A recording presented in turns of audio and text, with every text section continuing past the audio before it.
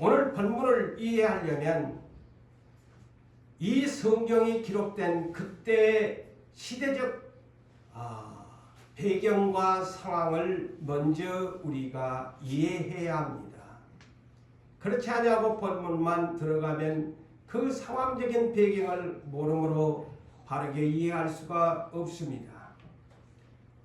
우리가 섬기는 예수님은 33년의 생애를 십자가로 마쳐야 하는 사명감으로 예루살렘 성에 입성해서 대제사장들과 장로들과 서기관들 곧 유대교회 하나님을 섬긴다는 지도자들에게 엄청난 많은 고난과 박해를 받으면서 자기의 민족도 아닌 로마 총독 빌라도에게 사형 선고를 받고 그는 저주받은 자로서의 골고다의 언덕에서 저와 여러분들을 대신하여 세계의 못을 박힌 채 가시의 면류관을 쓰시면서 얼굴에는 피를 흘리고 온몸은 벌거벗긴 채 남자의 수치를 가리지 못한 채 그분은 돌아가셔야 했습니다. 그분은 그렇지만은 3일 만에 부활하셨습니다. 부활하신 예수님은 당신을 믿어왔던 수많은 사람들이 실족하고 자기가 친히 선택했던 12 제자들마저도 하나는 배신자가 되었고 나머지 11사람은 모두 다 호언장담했지만은 옥에도 죽는데도 가겠다고 큰 소리를 쳤지만 모두 다 실족하고 예수님을 버렸습니다. 부활하신 예수님 그들을 버리고 갈 수 없어서 40일 동안이나 부활하신 몸으로 땅에 머무시면서 그 중에 대표적인 12 제자 11사람들을 만나 주셨습니다. 그들에게 내가 살았다 하는 것을 보여주면서 40일 동안 다시 재교육에 준하는 하나님 나라의 일을 말씀하셨다고 사도행전 1장에서 소개하고 있습니다. 40일 동안 예수님은 사도들과 함께 또한 보이시면서 함께 모이시면서 그들에게 한 가지 마지막 부탁이 있었습니다. 내 분부를 들으라고 했습니다. 그는 다름 아닌 내 아버지께서 약속하신 성령을 기다리라. 너희가 요한의 물로 세례를 받았지만은 너희가 몇 날이 못되게 되어지면은 성령을 약속의 성령을 받게 될 것이다.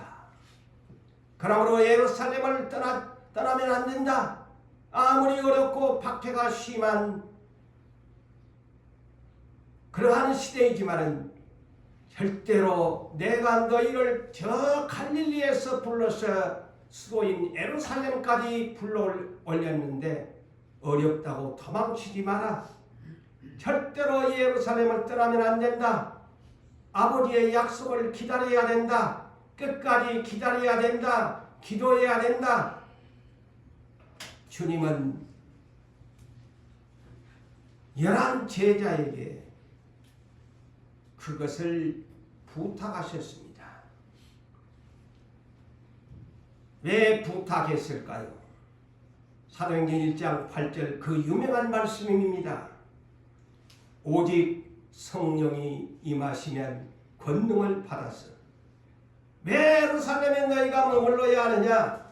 예루살렘으로부터 수도 예루살렘으로부터 유대 온 이스라엘 사마리아까지 아니 세상의 땅끝까지 너희들은 성령을 받아서 내 증인이 되어야 한다.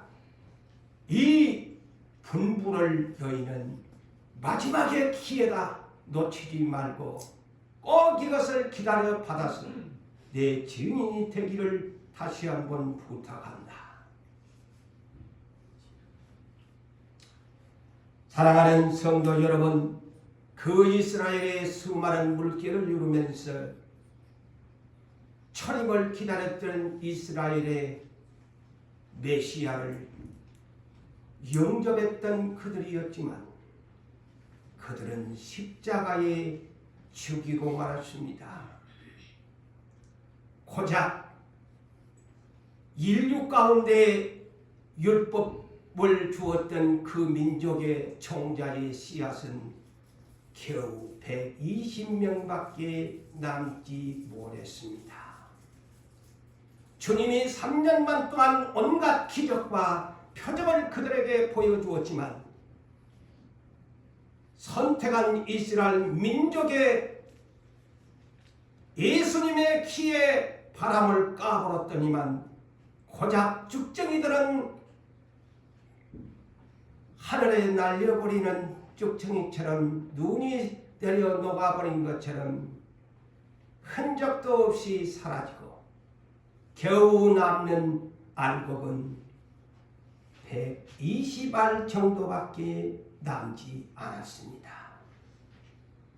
하늘의 미랄이 썩어짐으로 이 120알을 예수님이 남기신 총자의 씨앗이었습니다.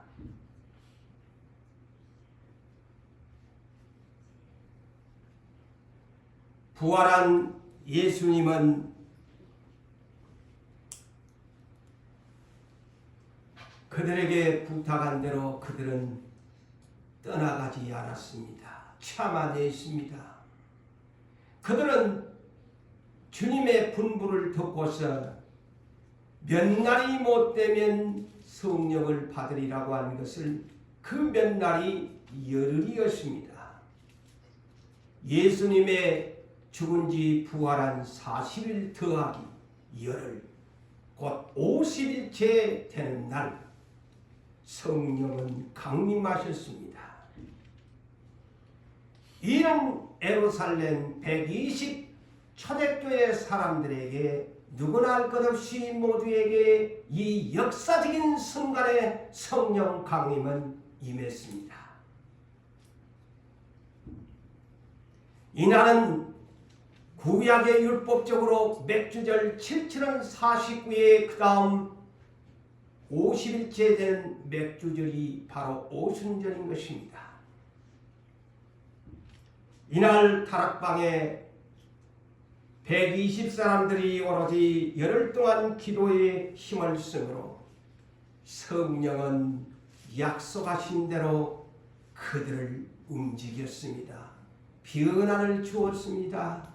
용기 없던 자들이 강한 용기 있는 용장들이 되었습니다. 믿음의 대장부들이 되었습니다. 거리로 나가서 옥에 가든 핍박을 하든 십자가에 못 박히든 예수님처럼 그들은 용감한 그리스도의 군사들로 거듭났습니다.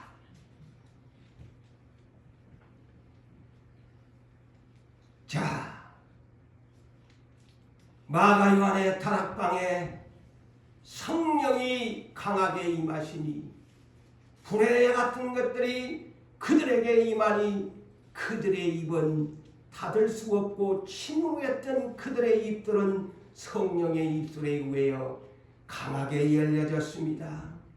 닫을 수가 없었습니다. 그 소리가 마가 요한의 다락방에 그 엄청난 성령의 소리가 예루살렘 광장으로 예루살렘 성전으로 퍼지기 시작했습니다. 예루살렘의 오순절 맥주절을 지키기 위해서 모인 예루살렘 성전의 이 맥주절을 지키기 위해서 모인 많은 사람들이 이 엄청난 성령의 소리를 듣게 됩니다.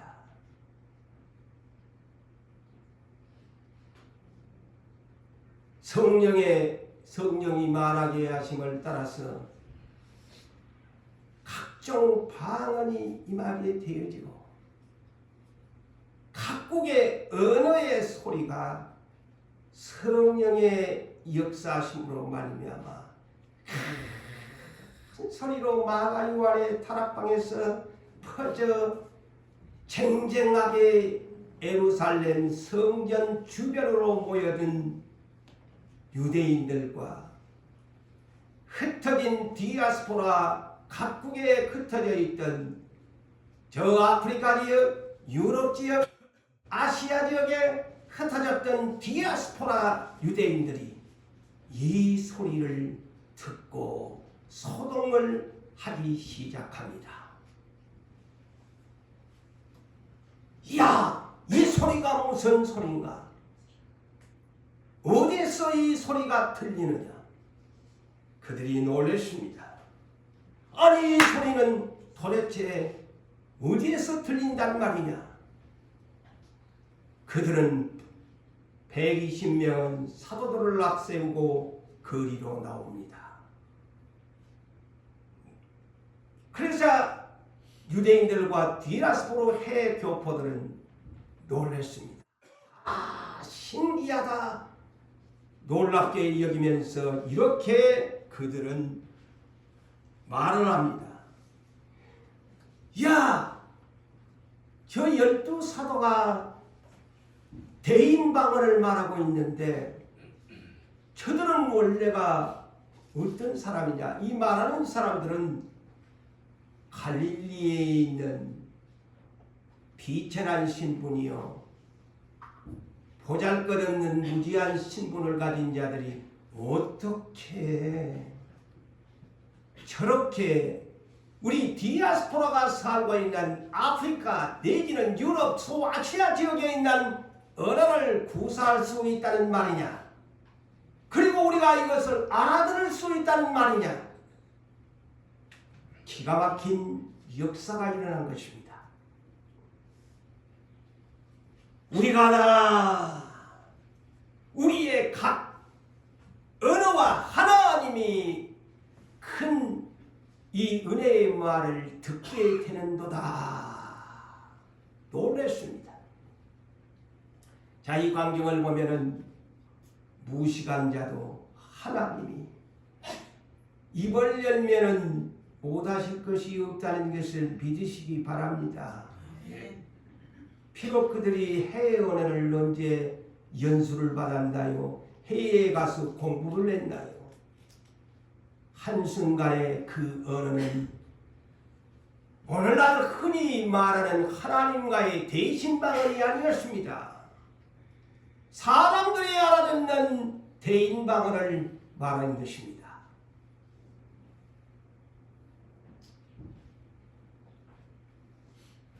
그렇게 표적을 보여주었지만 안 믿는 사람들은 안 믿고 믿는 사람들은 믿고, 이것이 하나님의 은혜예요.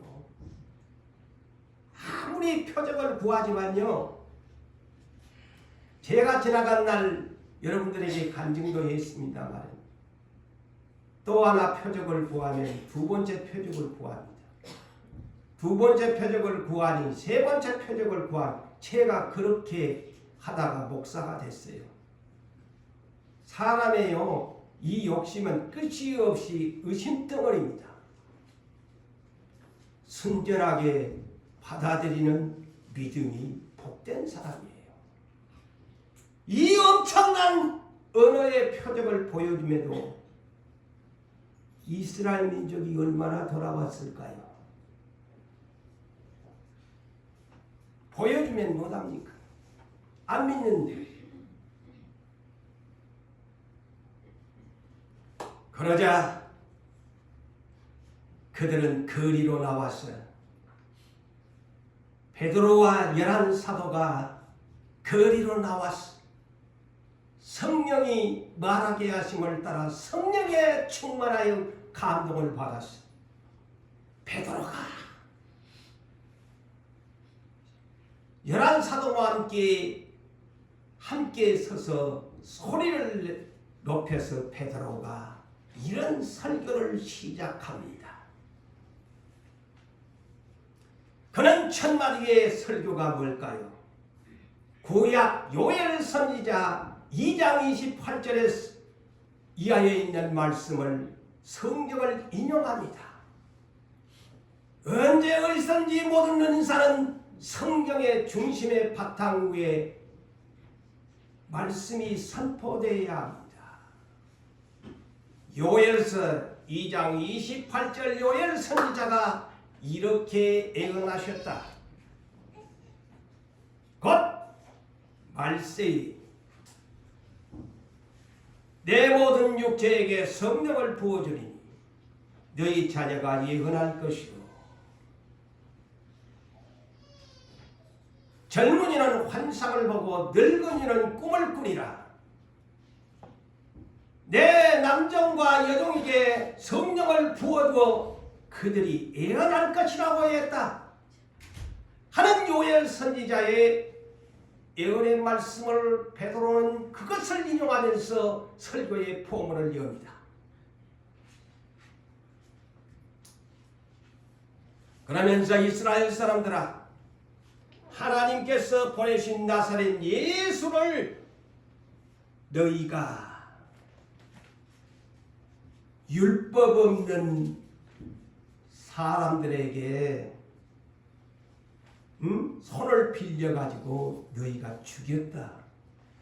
곧 본디오 빌라도에게 법도 모르는 율법도 없는 그 사람의 손에 대제사장과 장로들이 넘겨버렸다. 그래서 못 박혀 그를 죽게 했다.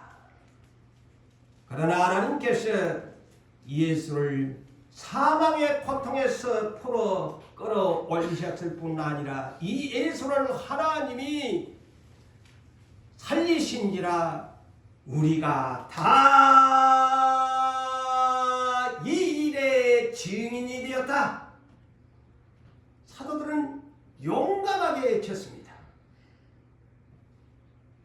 우리가 이 일의 증인이다. 상증인이다.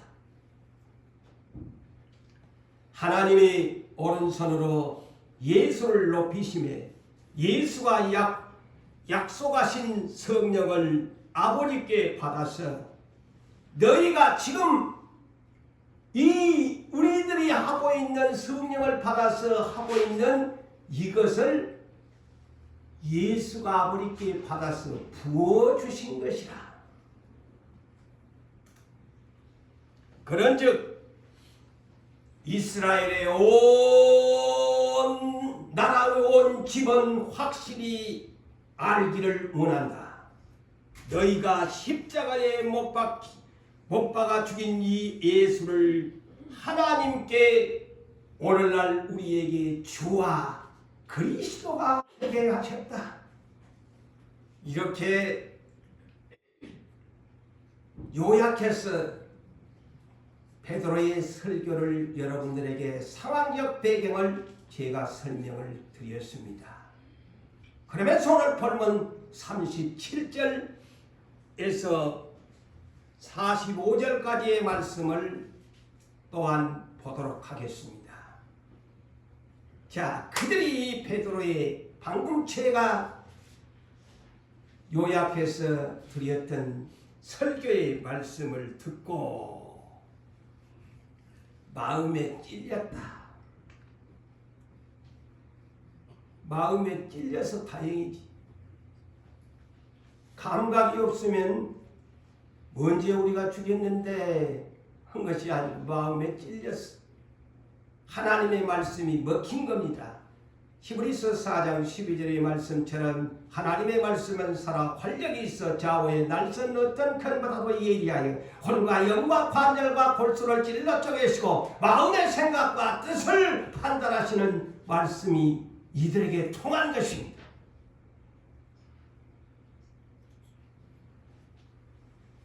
그러면서 베드로와 사도들에게 형제들아,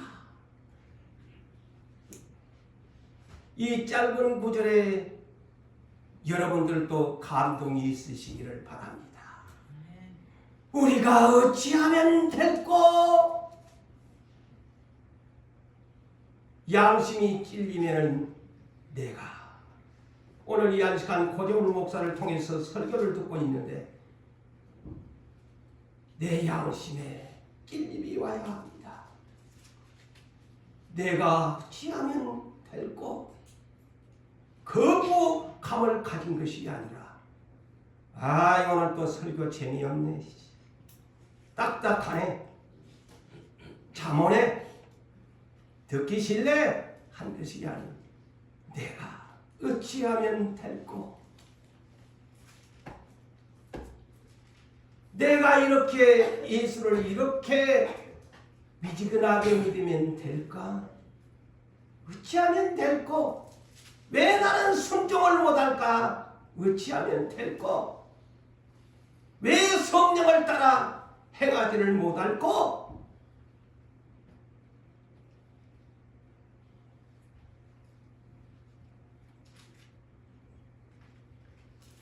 베드로가 답을 줍니다.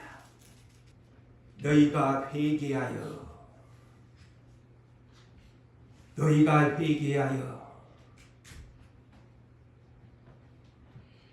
각각 예수 그리스도의 이름으로 세례를 곧 물 세례를 받고 죄 사함을 받으라.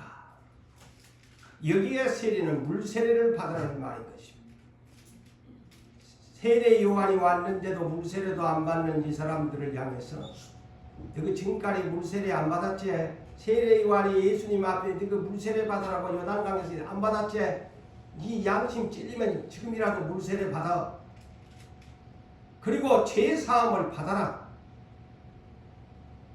그리하면 성령을 선물로 받으리라. 이 성령의 선물이 뭘까요? 첫째는 예수를 나의 구주로 입으로 시인하는 것이고 하나님을 아버지라고 부를 수 있는 은혜이고 그 다음에 더 나아가 성령의 9가지의 은사를 받을 수 있다는 말씀이 성령의 선물을 가리키는 말씀입니다.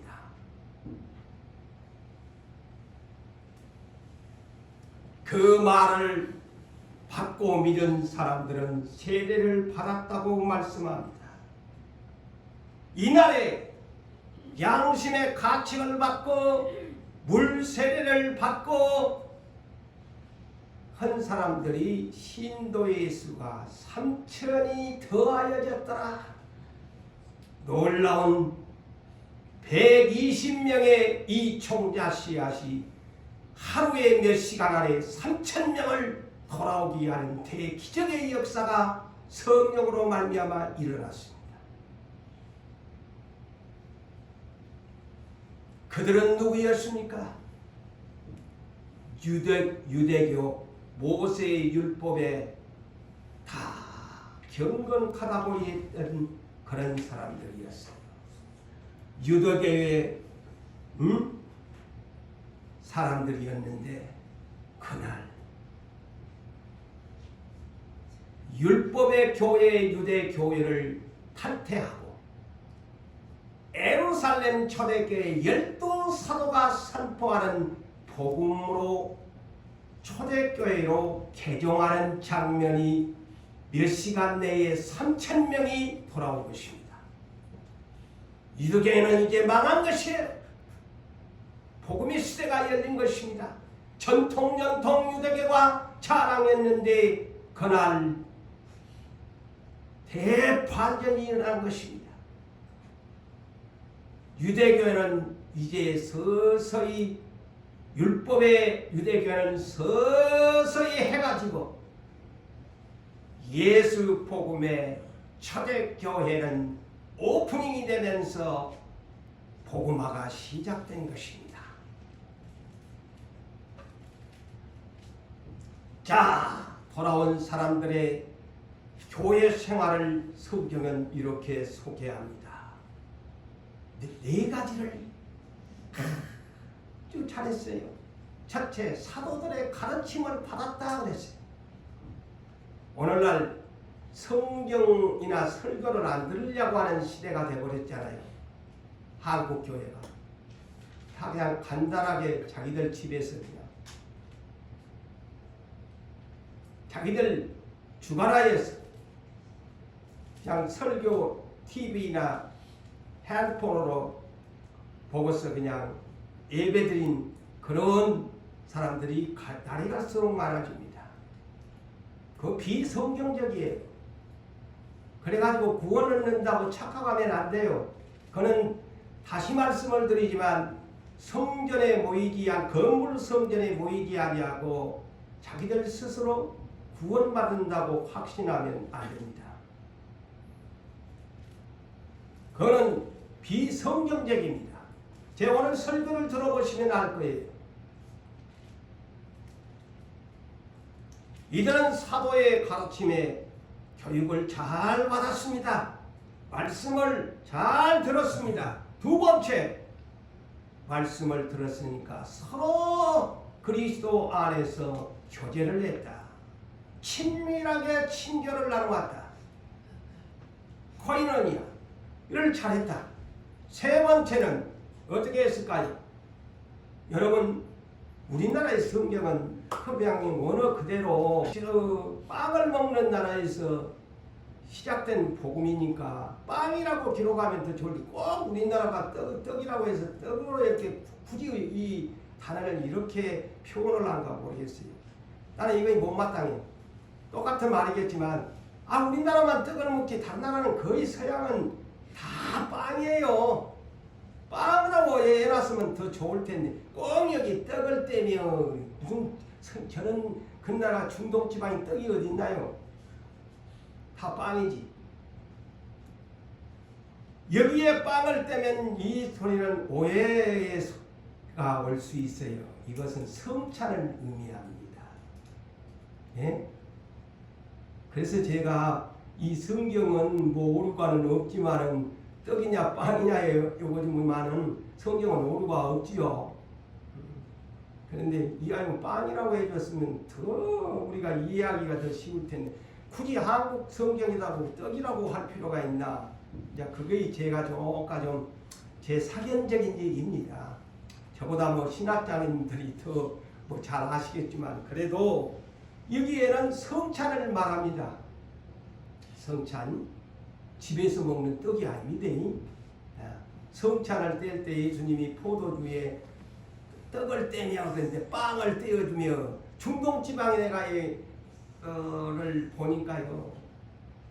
뭐 우리나라 같이 막 맛있는 그런 빵도 아니야. 딱딱한 그런 빵들이야. 그것을 성찬에 그때 당시로는 사용한 겁니다. 그리고 이제 네 번째는 그들이 하는 일은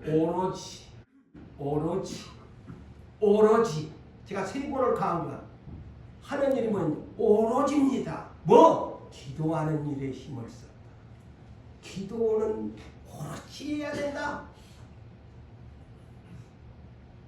기도 안 하고 사시는 분들 오로지 날마다 여보세요. 오로지 내가 할 일이 하나님 백성은 오로지 내가 할 일 의무 중에 하나 기도다. 우리나라에 해도 국방의 의무, 교육의 의무, 납세의 의무, 근로의 의무, 4대 의무가 있는 것처럼 교회도 이런 의무를 다했다는 말입니다. 그런데 오늘날 기도의 의무는 안 하잖아요. 납세의 의무, 하나님 나라의 11조로 비롯해서 이런 현금 것도 제대로 안 하잖아요. 국가에서 만일에 여러분 납세의 의무를 안 하면은 어떻게 됩니까? 딱지 붙어가지고 신용 불량자가 되고 집 처분 들어갑니다. 근데 오늘날 배짱 있는 그리스도인들이 많죠. 하나님 앞에 납세의 의무를 안 합니다.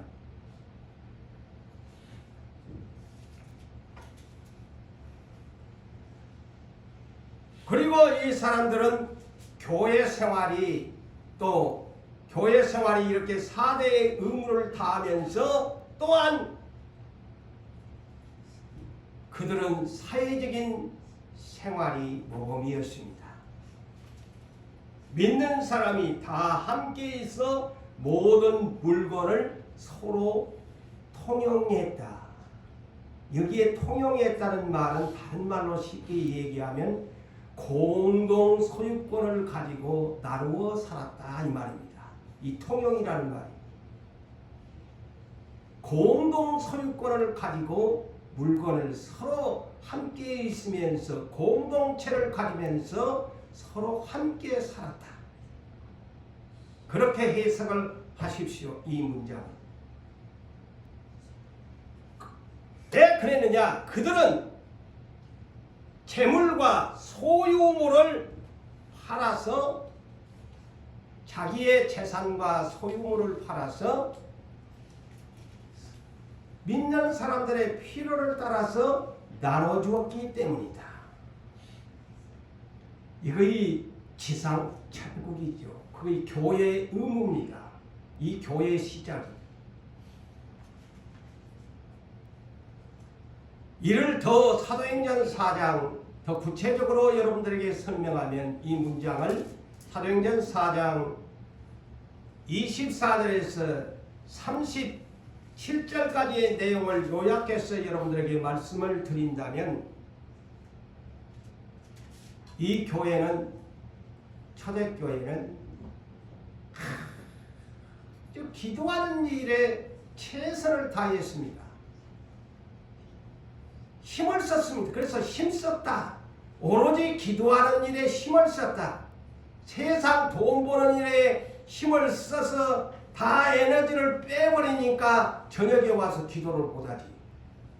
다 여러분 그 기도 못한 이유가 이 성경을 살펴보면 물론 저 같은 사람들은 여러분들처럼 그렇게 육체적인 노동을 하지 아니하는 사람이니까 졸지 않는 것이 당연하겠지만 여러분들의 신앙관리를 위해서 이 성경에 보니까 오로지 기도하는 일에 힘을 썼다. 그래서 지난달 성령께서 너희가 낮에는 졸지라도 밤에 와서 기도할 때는 졸지 마라. 그런 말씀을 기억하세요. 너무 낮에 에너지를 다 소비해버려요. 겟세마네 동산에서도 마찬가지로 예수님 마음은 무언이라도 육신이 약해서 기도를 에너지를 다 빼버리니까 못하는 거예요. 그런데 오로지 기도하는 일에 힘을 썼다는 것은 하나님과의 교제의 관계를 교통의 관계를 위해서 에너지를 아꼈다는 것입니다. 낮에 일하면서 다 에너지 소비해버리고 정작 나의 구주요 나의 완왕이요 내에게 모든 것을 주시는 하나님께 와서는 졸고 앉아가지고서 힘을 쓰지 못하니 이거이 잘못된 신앙관이잖아요.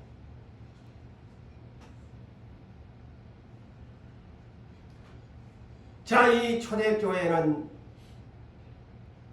그 시대의 배경을 여러분은 알지만 예수님이 십자가에 죽었어요.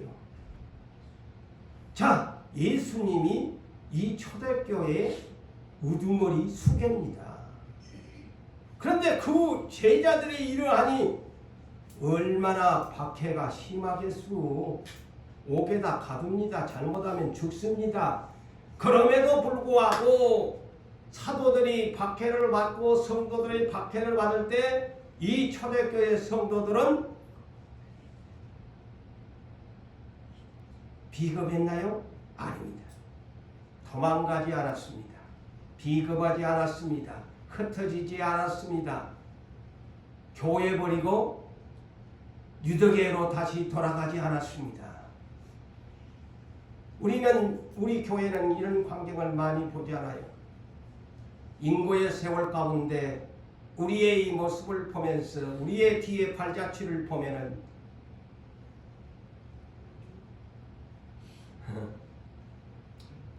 때로는 허무한 것 같고 썰렁한 것 같고 그러지 않아요. 그렇지만 이들은 오히려 더 오뚜기 같은 신앙을 가지고서 기도하는 일에 최선을 다했습니다. 모여서 빌기를 다하며 성령이 충만함이 임한 진동을 느끼면서 성령의 충만함을 받아서 도리어 너희들이 핍박하면 핍박해라. 잡아가면 잡아가도 오게도 가겠대. 담대히 하나님의 말씀을 전하였더라. 우리 교회가 그렇게 돼야 돼요. 진짜 하나님 앞에 쓰임받을 지시 꼬랑지 내리고 도망갈 틈이 없는가 있는가. 목사님이 나한테 뭐 좀 부탁한가 해갖고 눈꼬리 옆으로 싹 돌려버리고 이러지 말고 목사가 당신을 향하면 당신도 나를 똑바로 보고 서로 교제하고 서로 부탁하고 서로 기도하고 해주는 교회가 진짜 좁은 교회지.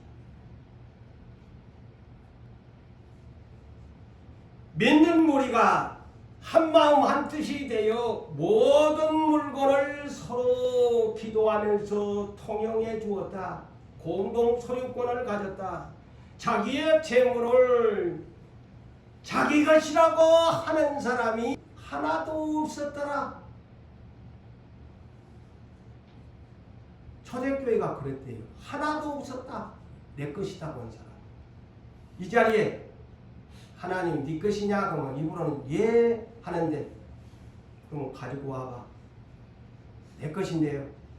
과연 저와 여러분은 이런 성경 구절 앞에 나는 뭐라고 진실되게 말할 수 있을까요? 성경은 거울입니다. 하나님의 말씀입니다. 이 교회는 그런 교회였습니다. 이것이 첫사랑의 예루살렘 초대교회의 모습이었습니다. 이것이 오늘날 예수님이 교회를 어느 교회든지 교회를 세울 때는 이런 성경적인 진리의 바탕 위에 예수의 교회가 세워져야 하는 본보기의 교회 모델이 예루살렘 초대교회입니다. 이것에 모든 교회가 오늘날 수많이 세워져 있지만 이런 교회로 평가를 한다면 과연 이 지상에 몇 개나 있을까요? 그래서 계시록 2장 3장의 7교회를 일컬어서 평균치를 낸 것입니다. 5교회는 책망, 2교회는 다 작은 능력, 환난과 핍박의 교회, 궁핍의 교회만 칭찬을 받았습니다. 그의 교회의 하나님의 성령의 표준 평가치입니다. 교회 7교회가 대표적인 것이죠. 이것을 여러분 평생에 잊지 마세요. 그래서 하나님이 교회라고 다 교회냐, 십자가만 붙인다고 다 교회냐, 예수 이름만 부른다고 해서 다 구원받나? 아이고, 고기라고 다 고기냐? 미꾸라지도 있고 비늘 없는 고기도 있고 먹는 고기도 있고 있지? 어부가 그물을 쳐서 끌어올리지만 자기의 맛에 앉지 않은 그는 다 던져버립니다. 필요 없는 것은 다 갈매기 밥으로 던져줍니다.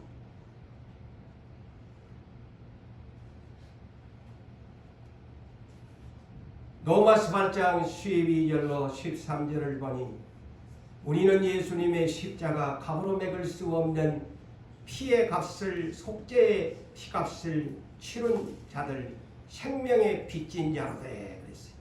우리는 빚진 자, 생명의 빚진 자로 돼.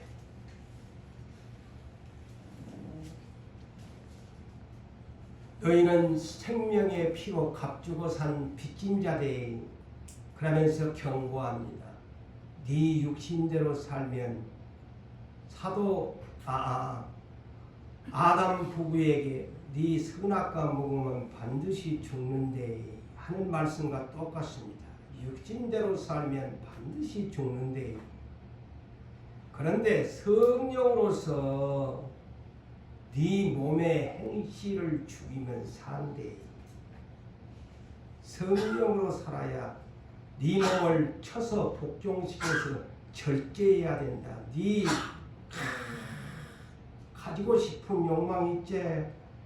야고보서 1장 15절에 이것이 우리의 문제거든. 욕심이 생겨나면 잉태를 납니다. 그 잉태가 사망을 낳습니다.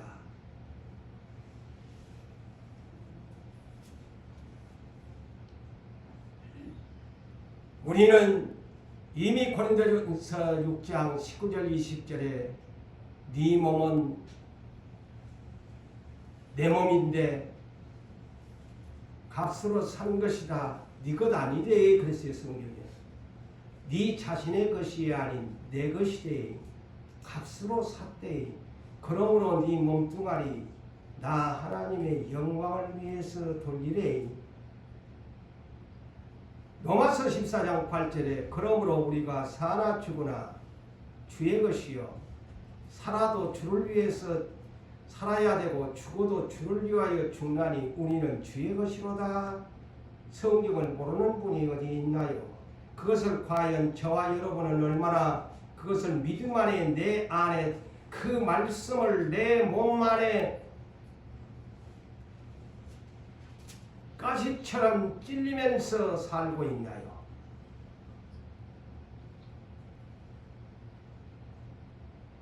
디모데전서 6장 7절로 10절에 요약한 말씀으로 간단히 말씀을 드리자면 인생은 욕심부리지 말라고 합니다. 왜냐?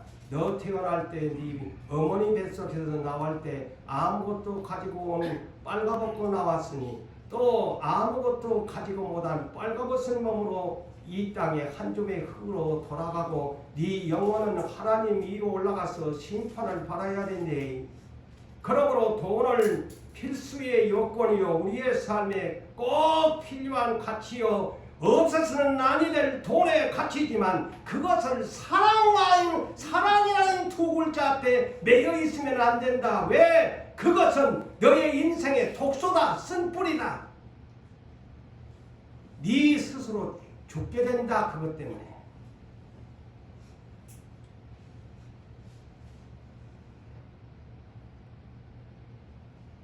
그러면서 오늘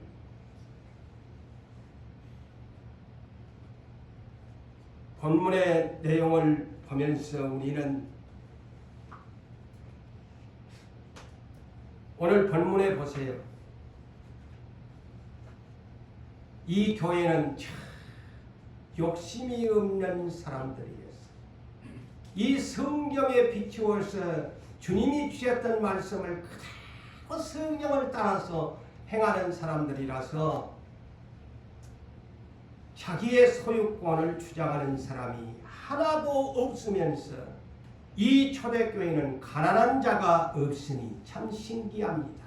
가난한 자가 없으니 이는 밭과 집을 부동산을 팔아서 그 판 것의 값을 사도들의 발 앞에 두어 필요를 따라 나누어 주도록 하였다.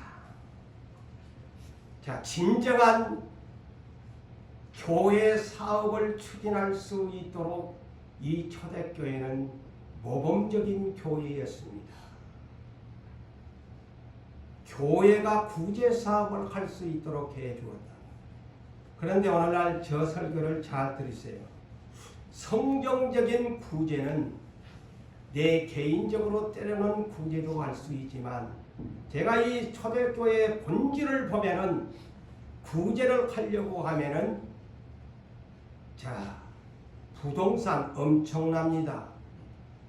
밭과 집을 팔아다가 누구한테? 사도들 교회 앞에 내놓아 사도들이 나눠주도록 했다. 이거의 성경적인 구제입니다. 이거의 최초의 교회 구제 사업의 원칙입니다.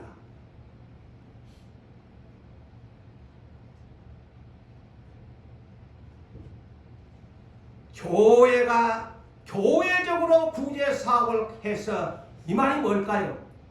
너희 이름 내지 말고 교회 머리 대신 예수 이름으로 나눠주도록 하면 예수님이 영광이 되지요.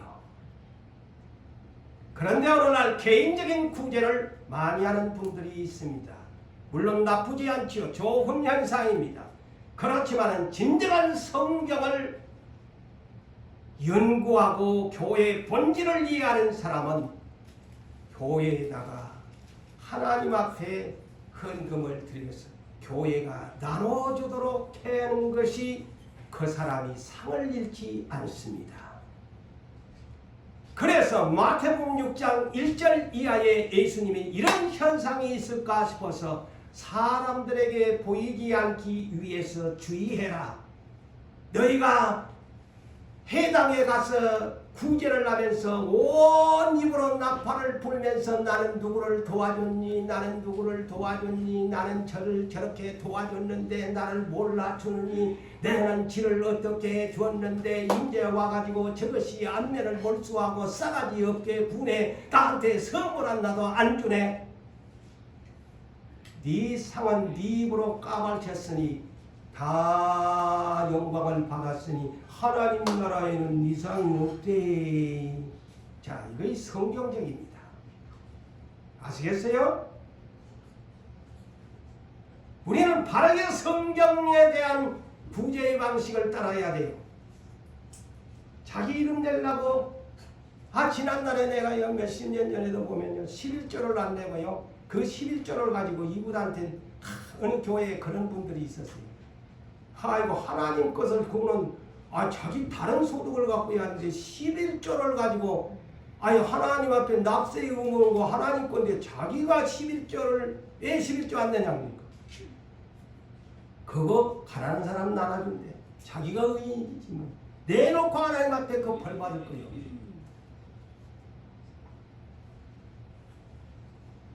오늘날 그래서요 참 성경도 모르면서 예수를 믿는 사람들이 많대 이거죠. 우리는 정말 성경대로 믿고 성경대로 행하는 사람이 성령을 따라 행하는 교회입니다. 그게 교회 본질이에요. 이런 교회가 오늘 제목처럼 굿 처치, 좋은 교회다.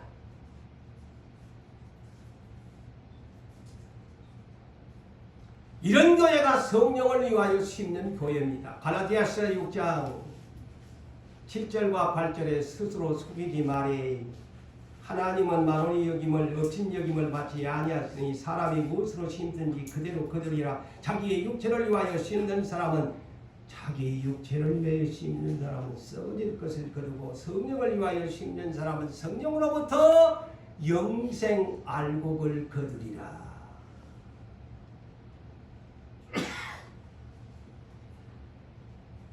여러분 계시록 3장 14절에 대표적인 교회를 계시록에서 이런 교회 되지 말라고 한 교회를 소개했지요. 계시록 3장 14절에서 22절에 있는 라오디게아 교회, 라오디게아 교회. 이 교회는 부작교회. 부족한 것이 없다고 그들이 소리쳤습니다. 우리 교회는 부족한 것이 없다. 부작교회다. 큰 소리를 쳤는데 성령님의 평가의 진단은 충격적이었습니다. 착각하면서 그래서 오늘날 교회에 착각하는 교회가 많다는 거예요. 부작교회에 부러워할 필요가 없어요. 그렇다고 가난한 교회를 지향하는 말도 아닙니다. 저는.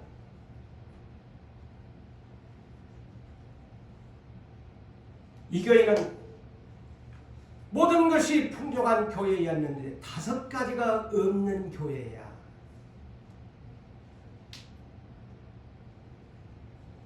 공고한 것을 알지 못했고, 가련한 것을 알지 못했고, 가난한 것을 알지 못했고, 뻘거벗은 것을 알지 못했고, 아니 영적인 눈이 맹인들만 있는 교회가 를 알지 못했다는 거예요. 전부 유관이 닫힌 부작교회야. 이 라오디게아 교회가 세상에 두 눈은 멀쩡한데 하나님이 볼 때는 너희들 지금 눈 뜨고 있지, 육체인 너는 잘 보고 있구만. 근데 내가 보니까 너희는 내가 안 보이구만. 너희들 그래서 3가지를 사래. 첫째, 믿음의 부요를 사라. 물질은 많아서 부자지만 믿음의 부요가 없으니 믿음의 부요를 사라. 믿음의 부자가 돼야지 재물의 부자 자랑하지 마라. 믿음의 부자가 되라. 두 번째, 너그 부자다고 명품 옷 입고 다니는데 너그 교인들 다 뻘거벗었대. 하나님 나라에 흰옷 사서 입어라. 셋째, 너그는 안경도 안 쓰고 눈 시력 좋다고 멀리 보고 다 모든 것 잘 보인다고 큰소리 치는데 너그 하나님 나라에 안약을 사서 안경 좀 써래. 제가 쉽게 비유합니다. 안경 쓰고 똑바로 예수 쳐다봐라. 예수도 보이지도 않으면서 보이는 척하고 와서 예배드리는 모습이 가증하게 보이는 것입니다.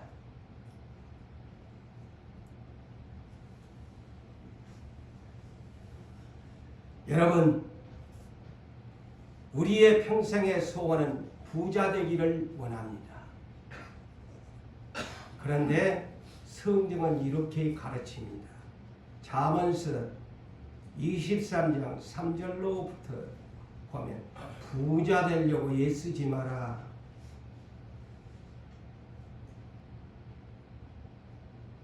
그 독수리 날개가 돼가지고 날아가 버린대. 부자 되려고 애쓰지 마라 그랬어요.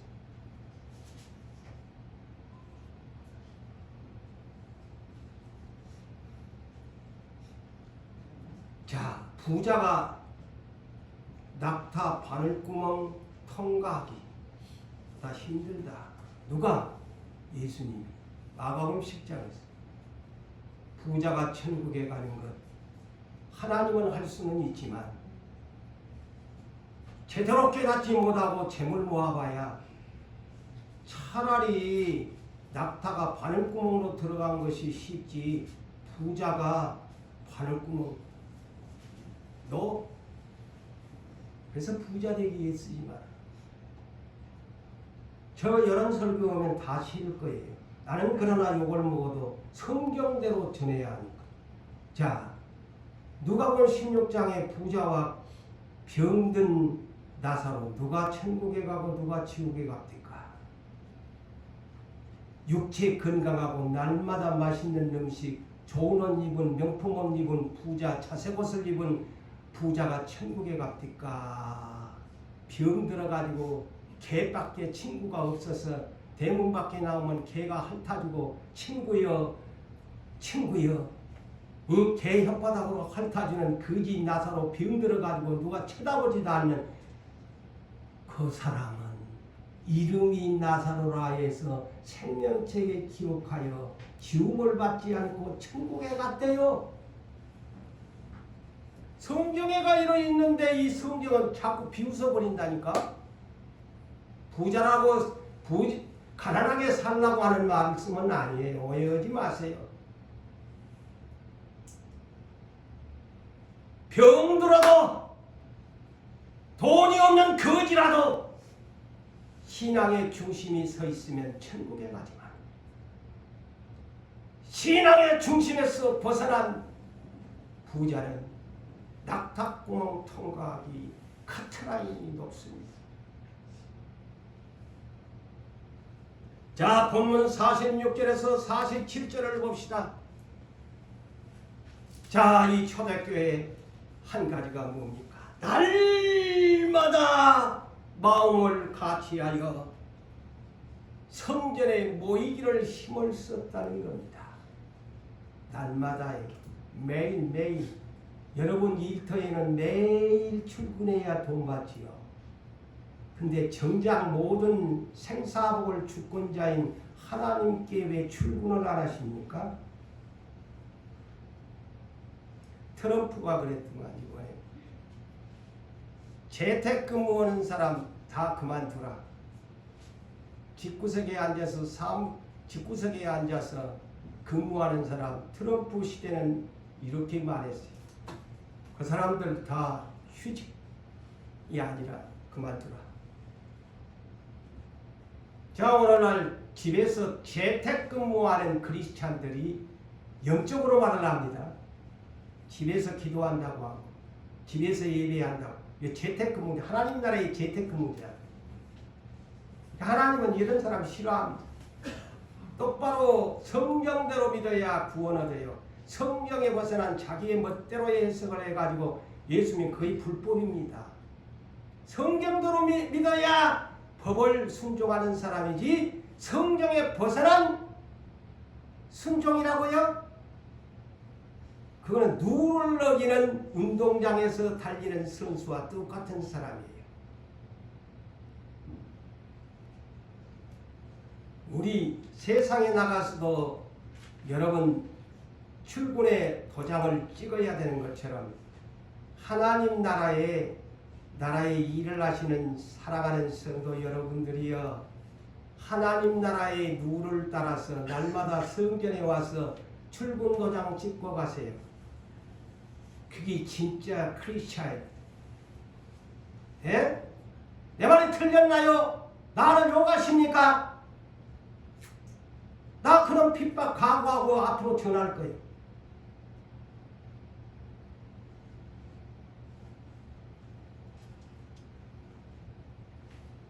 성전의 교회 생활에 우선, 그 다음에 이들은 가정 생활이 충실했습니다. 보세요. 집에서 떡을 떼며, 이 문장 여기에서도 이 빵을 떼며, 이것이 음식으로 착각하지 마세요. 초대교회는 거물 성전이 없어서 사도들이나 책임을 맡은 분들이 성찬을 제대로 할 수가 없어서 순회하면서 집으로 가정 방문을 하면서 이렇게 성찬을 떼게 했다고 합니다. 그래서 성경을 잘못 보면은 오해합니다. 이 집에서 떡을 떼니까 집에서 맛있는 음식을 만들어 놓고 냠냠 쩝쩝했구만 행복하게 아닙니다. 성찬을 집에서 순회하는 그러한 지도자들에 의해서 성찬을 떼면서, 그러니까 그 뒤에 문장까지 끝까지 읽어봐야지. 저도 어떤 주석가는 아닙니다만 그 뒤에 문장이 뭐라고 합니까? 집에서 떡을 성찬을 떼면서 기쁨과 순전한 마음으로 음식을 먹고, 이것은 자기 집에서 만든 음식을 먹었다는 거 아닙니까? 문맥이 맞아요 안 맞아요? 이 성경 똑바로 보고 해석해야 돼요. 여러분 아마 예사로 이것을 읽을 거예요. 그러면서 행복하게 가정생활을 이끌어갔다는 겁니다. 그러면서 사회생활은 어땠느냐? 오늘 본문 47절을 보세요. 하나님을 찬미하며 세상적인 노래를 부르는 것이 아니고 이 사람들은 하나님을 찬미하면서 흥얼라 살았대. 응? 참 저도 대중가요 노래는 때로는 TV도 틀어서 볼 수는 보기도 합니다만은 노래를 가사를 알아야 따라 부르든가 흥얼라 나도 모르게 나올 때는 목사가 거짓말할 수 있나요? 어떤 트로트 요새 막 유행하다 보니까 그런 지금 대회를 하더만 이 사람들은 하나님을 찬미하면서 살았어요. 그리고 또한 온 재산을 자기 것으로 안 하고 나눠주면서 사니까 온 백성이 칭송을 받으면서 살았다. 그러니까 날마다 믿는 사람, 이 초대교회가 그렇게 앞으로 우리 교회도 정말 이 사회사업을 많이 할 겁니다. 선교 복지센터를 세워가지고 많이 해야 돼요. 아낌없이 주고 가야 됩니다. 응? 아낌없이 모두에게 남겨놓고 하나님 앞에 가야 돼요. 그래야 니 잘했다. 남겨놓고 오면 잘한 것 같지요? 아닙니다. 내 생애가 끝나는 날 다 털어서 이웃에게 사회사업 하면서 가야 합니다. 그래야 하나님이 참 잘했다. 니는 내 것이야. 남겨놓고 하려고 하니까 문제인 거야. 자기가 쓰지도 못하면서. 물론 자식이 일의 혈육이니까 하겠지만 자식도 적당하게 많이 주고봐야 좋은 거 하나도 없어요. 자식들만 더 망치는 수가 있어요. 잘못하면.